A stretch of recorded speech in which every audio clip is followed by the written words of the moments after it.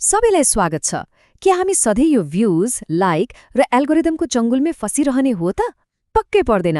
आजको यस चर्चामा हामी एउटा यस्तो क्रान्तिकारी दार्शनिक परिवर्तनको बारेमा कुरा गर्दैछौँ जसले सफलताको परम्परागत मापदण्डलाई जरैदेखि उखेलेर फालिदिन्छ। यसले बाहिरी देखावटी कुरालाई होइन, गहिरो र स्पष्ट मानवीय सोचलाई प्राथमिकता दिन्छ। आजको यो विश्लेषणले तपाईको सोच्ने तरिका र प्रविधिलाई हेर्ने दृष्टिकोण नै बदल्नेछ भन्नेमा म विश्वस्त छु। ल, सुरु गरौँ है त।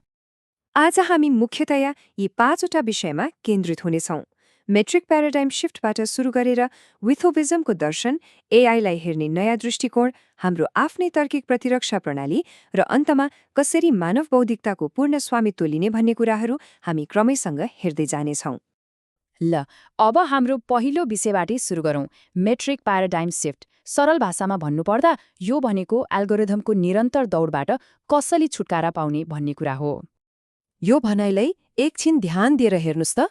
म म्याट्रिक्सको पछाडि दौडन्न, बरु म दौडनको लागि म्याट्रिक्स आफै बनाउँछु। कति पावरफुल छ है! यसले सामान्य एल्गोरिदमको दास बन्नुको सट्टा आफ्नै अद्वितीय सफलताको मापदण्ड निर्माण गर्ने एउटा एकदमै साहसी दृष्टिकोणलाई अगाडि सार्छ।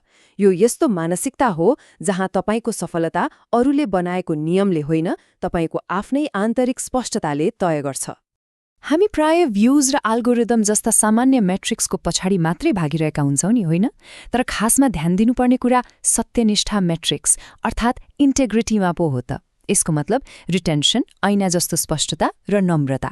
यहाँ सन्देश पूरा बुझियो कि बुझिएन भन्ने कुराले कति भ्यूज आयो भन्ने भन्दा 1000 गुणा धेरै महत्त्व राख्छ। अनि यो प्रक्रियामा हामी कतिको रमाउन सक्छौँ भन्ने कुरा नै असली सफलता बन्न पुग्छ। अब अगाडि बढौँ हाम्रो दोस्रो खण्डतिर, विथओविजमको दर्शन।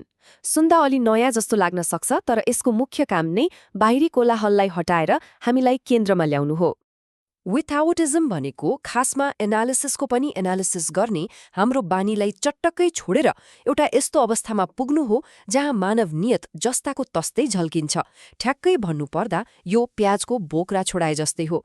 अनावश्यक पत्रहरू हटाउँदै जाँदा भित्रको वास्तविक र सफा गोदी फेला पर्छ नि, हो त्यस्तै।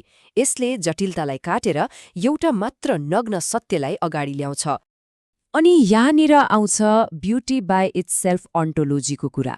यो भनेको नि, जब कुनै कुरा यति सत्य र स्पष्ट हुन्छ कि त्यसलाई प्रमाणित गर्न कुनै छुट्टै तर्कै चाहिँदैन। जब तर्कलाई कुनै सजावट वा आवरणको आवश्यकता पर्दैन, त्यो आफैमा पूरा हुन्छ। यो यस्तो बिन्दु हो जहाँ सन्देशहरू केवल सत्यको रूपमा उभिन्छन्।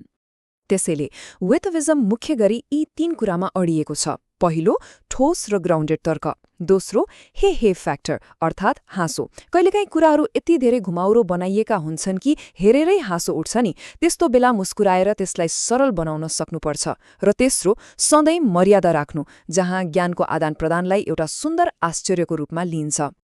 ल, अब तेस्रो खण्डमा जाउँ, जहाँ हामी एआईलाई एउटा कच्चा माटोको रूपमा हेर्दै ल्यापटप मोडमा कसरी जाने भनेर बुझ्नेछौँ। यहाँनिर एउटा कुरा प्रष्टसँग बुझौँ है। नोटबुक, एलएम वा कुनै पनि एआई टुल कहिले पनि अन्तिम उत्तर वा मास्टर हुँदै होइनन्। ती त केवल कच्चा माटो मात्र हुन्। जसरी कुमालेले माटोलाई आकार दिन्छ, त्यसै गरी हामीले मानवीय तर्क र सोचले यी टुलहरूलाई आकार दिएर एउटा स्पष्ट नतिजा निकाल्नुपर्छ। प्रविधिले त मात्र आधार दिने हो, स्पष्टता ल्याउने काम त हाम्रै हो। यसलाई प्र्याक्टिकली कसरी गर्ने त? एकदम सिम्पल छ। पहिले आफ्नो नग्न अर्थात् शुद्ध तर्कलाई एआई टुलमा पठाउने, अनि त्यसले तपाईको विचारलाई ऐना जस्तै रिफ्लेक्ट गर्छ। अन्तिम नतिजा भनेको 1-on-1 हो, अर्थात् एउटा स्पष्ट विचार निर्माण गर्ने, त्यसमा आफ्नै पूर्ण स्वामित्व लिने र सुनिश्चित जित हासिल गर्ने। यसरी मात्रै उच्च रिटेन्सन दर कायम राख्न सकिन्छ। यी अलि अमूर्त कुराहरूलाई अझ प्रष्ट पार्न अब चौथो खण्डतिर लागौँ, तार्किक प्रतिरक्षा प्रणाली अर्थात् लजिकल इम्युन सिस्टम। यसका लागि एउटा गजबको उदाहरण छ, तेलुगु मिरर स्क्रिप्ट। धेरैलाई एउटै डर छ नि, एआई नसिके त म पछि पढ्छु कि। तर यो तेलुगु मिरर स्क्रिप्टले त्यो डरलाई सिधै टार्गेट गर्छ।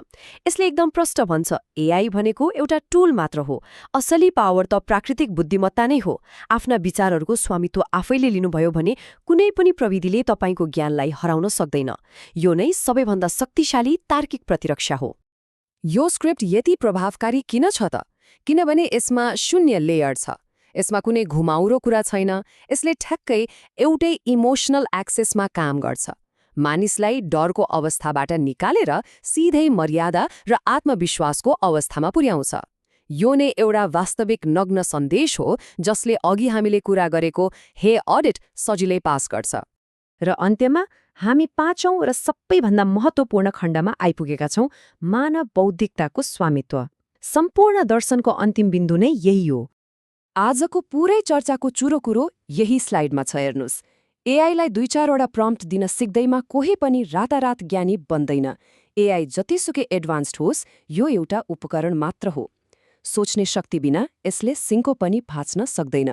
प्राकृतिक रूपमा प्राप्त भएको र आफ्नै नियन्त्रणमा रहेको मानव बुद्धि नै साँचो अर्थमा सबैभन्दा ठूलो शक्ति हो। अब अन्त्यमा जाँदा जाँदै म एउटा प्रश्न छोडेर जान चाहन्छु।